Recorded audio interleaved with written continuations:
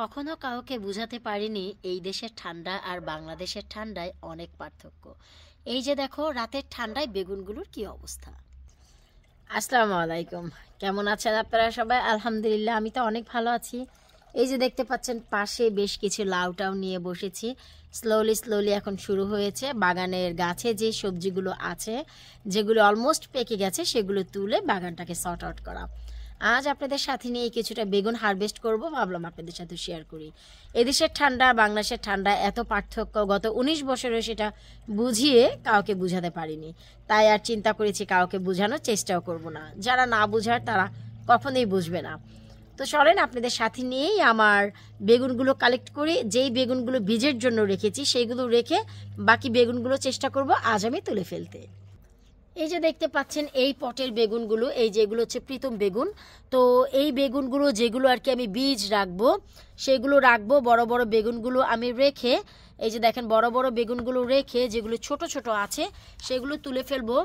আলহামদুলিল্লাহ প্রীতম বেগুন তো ভাই ঠিকই আছে। বাকি এই যে দেখেন গ্রিন বিউটি, যেগুলো ঠান্ডায় চুপসে কি অবস্থা, এত জায়গাও নেই যে এগুলো ঘরে নিয়ে রাখবো। তো বীজেরগুলো রেখে বাকিগুলো হচ্ছে আমরা এখন সব কেটে ফেলবো। এখন বলবেন এগুলো তো একদম বুড়াটুরা হয়ে গেছে। জি হ্যাঁ, অনেকটাই বুড়াটুরা হয়ে গেছে। আর কিছুদিন রাখলে ভাই এগুলোতেও কিন্তু আপনারা বীজ পাবেন। এই যে দেখেন একদম সফট হয়ে গেছে। আল্লাহ, কাটার পর ভিতরে শুধু বীজ আর বীজ, বীজ হলে রেখে দেবো, কিন্তু বীজের বেগুন ভেজে খেতেও কিন্তু অনেক ভালো লাগে। তো চলেন আমরা বেগুনগুলো কালেক্ট করে ফেলি। এই তো ভাই আলহামদুলিল্লাহ বেগুনগুলো সব তুলে নিলাম। কি আর বলবো, আমরা হচ্ছে খাটাস বাঙালি। খাটাস বাঙালি কেন বললাম জানেন? বেগুনগুলো যখন ভালো ছিল তখনই তো তুলে নিতে পারতাম। সময়ের অভাবে আমি শুধু কিছু কিছু বেগুন দেখাচ্ছি, বাঙাল না, সব ঢাইকা ঢুইকা রাখছি যেন আপনারা না বোঝেন। এই যে দেখেন রে ভাই বেগুনগুলো ঠান্ডায় চুপসে কি অবস্থা। কেন, এর আগেই তো সব তুলে নিতে পারতাম, তাই না? দেখেন তুলিনি। এখন ভেতরেরটা ভালো থাকলে প্রসেস করে রেখে দিব, না হয়তো কিন্তু ফেলে দেওয়া ছাড়া কোনো উপায় নেই।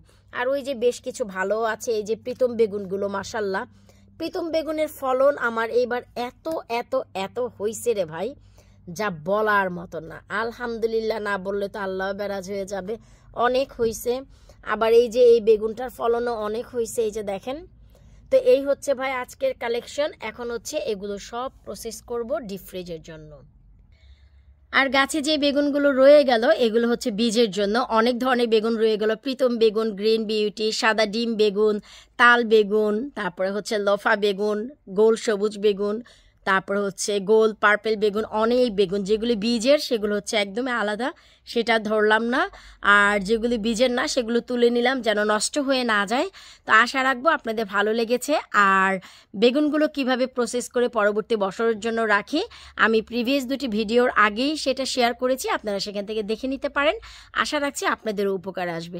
এই যে গাছের বেগুনগুলো একবার কষ্ট করে রেখে দেন, নেক্সট ইয়ার পর্যন্ত অনায়াসে ফ্রেশ ফ্রেশ বেগুনের স্বাদে মাছ দিয়ে খেতে পারবেন।